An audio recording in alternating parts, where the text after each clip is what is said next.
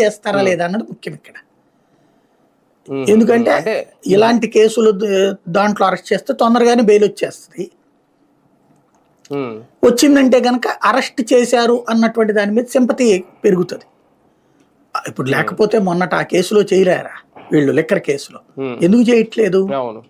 అలాంటి వాటిట్లో తర్వాత బెయిల్ ఇచ్చేటప్పుడు కామెంట్లు కాస్త ఘోరంగా చేస్తాయి కోర్టులు. ఇప్పుడు చంద్రబాబుకి బెయిల్ ఇచ్చినప్పుడు కోర్టు కామెంట్లు ఘోరంగా చేయలే. ఫస్ట్ దానికి హెల్త్ గ్రౌండ్స్ మీద ఇచ్చింది బెయిల్, తర్వాత రెగ్యులర్ బెయిల్ ఇచ్చింది కదా. వీళ్ళందరూ ఇప్పుడు కూడా అది రాస్తున్నారు, బెయిల్ మీద హెల్త్ గ్రౌండ్స్ మీద బెయిల్ మీద ఉన్నాడని. కాదు, ఆయన ఫస్ట్ తీసుకున్నది హెల్త్ గ్రౌండ్స్ మీద బెయిల్. ఆ వారం రోజుల తర్వాత రెగ్యులర్ బెయిల్ వచ్చేసింది. ఆ రెగ్యులర్ బెయిల్ అప్పుడు చాలా ఘోరమైన కామెంట్లు చేసింది కోర్టు. ఇప్పుడైనా అట్లాగే ఉంటది.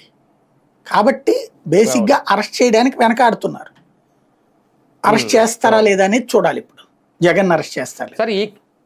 ఈ కేసు వ్యవహారం అనే కాదు, జగన్ పర్యటనలు పరామర్శల వ్యవహారం ఓవరాల్గా అంటే ఇప్పుడు ఇది జరగడం, జగన్ ముందు కానీ వైసీపీ ముందు కానీ ఉన్న ఆప్షన్ ఏంటి అంటే, ఆయనకి భద్రత కల్పించకపోవడం వల్ల ఇలాంటి ఘటనలు జరుగుతున్నాయి అని ఏమైనా కోర్టుకు వెళ్ళాలా, లేదంటే ఈ వీడియో ఎంతవరకు కరెక్ట్, ఎంతవరకు ఒరిజినల్, లేదంటే దీన్ని ఫోరెన్సిక్ పంపించి నిజాలు తేల్చాలని కోర్టుకు వెళ్ళాలా? ఉన్న ఆప్షన్స్ వీళ్ళ దగ్గర తెలివైన టీం ఉంటుంది, ఎత్తుగడలు బాగా వేస్తారు ప్రభుత్వం దగ్గర.